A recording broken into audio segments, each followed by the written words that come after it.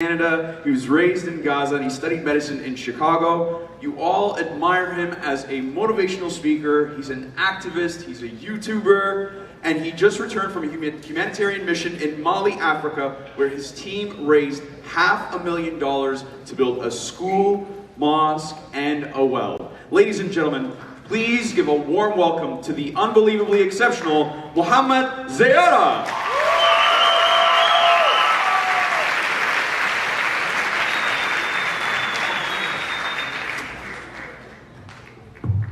السلام عليكم مرحبا للجميع. Thank you. كيفك عمر? That's my boy, Amar Effendem. He's like, let me support this guy. السلام عليكم. طيب. So, I got the hardest job today.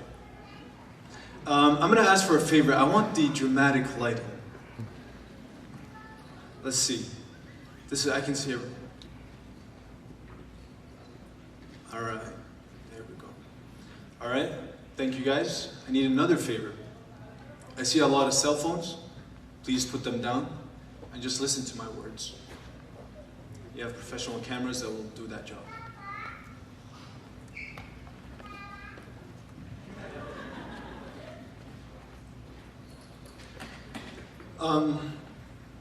I remember when the entire Syrian revolution started. I started to become active with the Syrian conflict. And I actually heard with my own ears. I went to an event to raise funds for Syria. And I heard someone say, why is Mohammed Zeyara in the Syrian event? He can't relate to the Syrian event. He grew up in Gaza. He's all about Gaza, Palestine. So why did you guys bring Mohammed Zeyara to this event?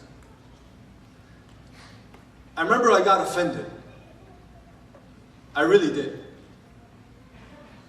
Because the reason why Faris called me is because he knows that I can relate to the Syrian conflict. As many of you know, I was raised in the city of angels and heroes, raised in the city of Gaza.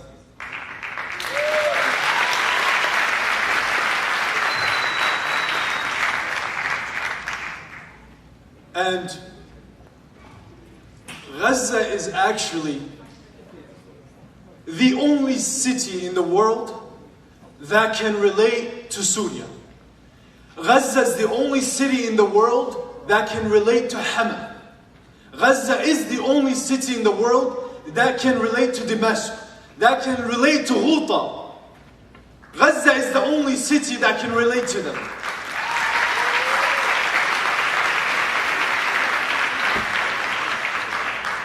Because my beloved brothers and sisters, my beloved Syrians, trust me, we know how it feels like to be stuck in a cage. We know how it feels like not to have food. We know how it feels like to be in schools that are filled with bullet holes that don't even have a ground. We know how that feels like. So that is why I come out here with the bottom of my heart. Because I know how that feels like. And with that thought in mind, I want to ask you for a favor. In the next 5 minutes, whenever I say Gaza, I want you to think immediately in the back of your head, Gaza fi Syria. And when I say Halab, I want you to think Halab, Palestine.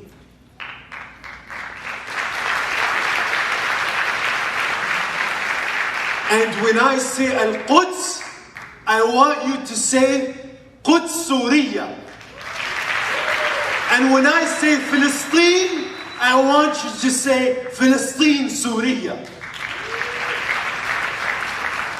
And with that being said, I came in actually wearing a dress shirt and a tie, and I saw a kid over there. I'm going to give you credit, bro. I saw him wearing Syria. So I went to Faris, I'm like, bro, I want one of these. So I took this, I put it on, and I need a small favor again. I'm asking for too many favors. I want a hatta to put it on top of Syria. Any Palestinian with a hatta that I can borrow their hatta and I'll give it back to you, I promise. Nobody has a hatta? Billah alaykum. Faris. You, bro. You got it? Allah. Tislam. Now it's complete.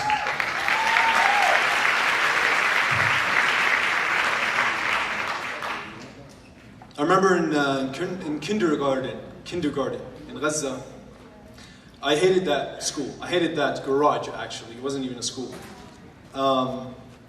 So I remember every day I used to tell my mom my stomach hurts. I don't want to go to that school. My mom would tell me, Mohammed, كل يوم ترجعنا في الموال روح على المدرسة. طيب ماشي. And I remember, wallah, I would walk there crying. Because at that time I was born in Canada and then I went to Gaza, so it was a very difficult transition. So I had to walk to school, and then the chairs were on sand. My sisters are here, they're like, please don't tell them we're here because it's awkward when they clap for us, so let me clap for you. I don't know if you guys remember this, but it was my kindergarten was in a garage. And the chairs, we would sit down on sand, like the chairs were on sand. And it was hot, it was annoying, you know, I didn't want to learn there. I just didn't want to learn there. And then I remember my father moved us to another area, a better area, okay? And the school was much better. It was was built by donations from donors outside of Gaza. And that actually brought so much happiness into my heart. Now, when I say happiness, please, I want you to focus with me because this is very difficult for me to explain or to describe because words really cannot do justice to the pain inside of the heart.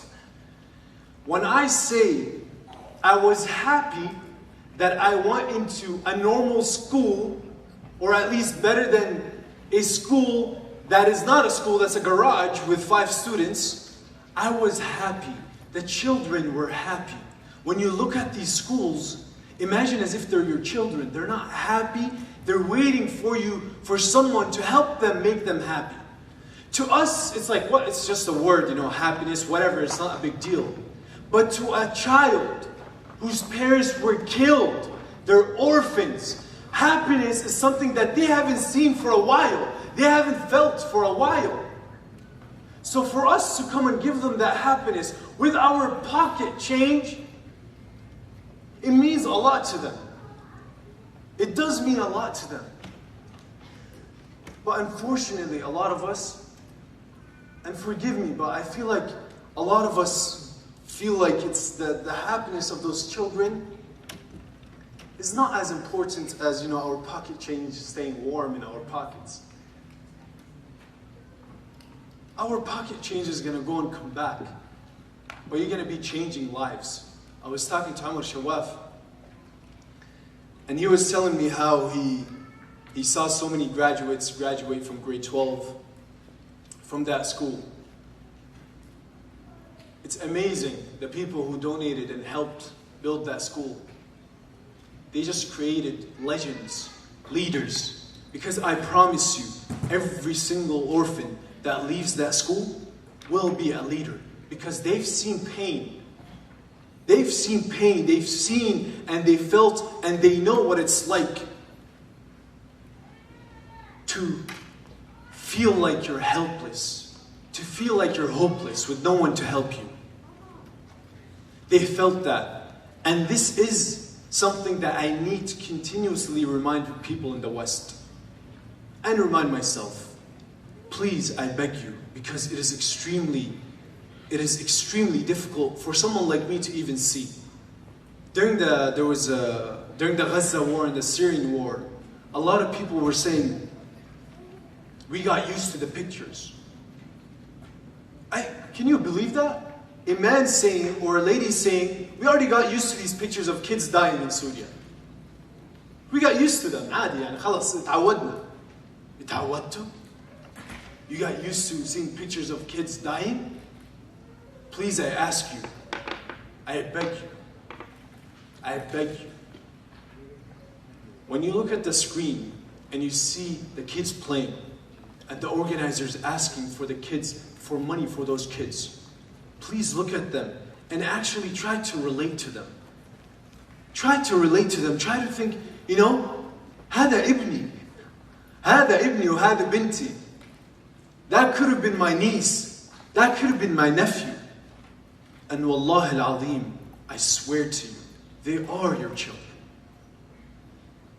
That girl is your daughter. That son is your son. He's not a random kid. هذا دمك, هذا لحمك. They're us. But it's very difficult for us to relate. But we're not like that. They tell you that you will not understand unless you've seen. And in order for you to understand, if you do not understand, then you will not feel.